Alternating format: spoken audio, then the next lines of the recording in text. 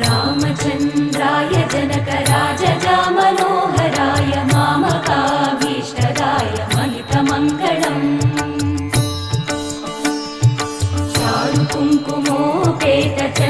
चारुकुङ्कुमोपेतचन्दनानुचर्चिताय हारकटकशोभिताय भूरिमङ्गलम् विमलरूपाय विविधवेदान्तवेद्याय सुजनचित्तकामिताय सुभगमङ्गलम्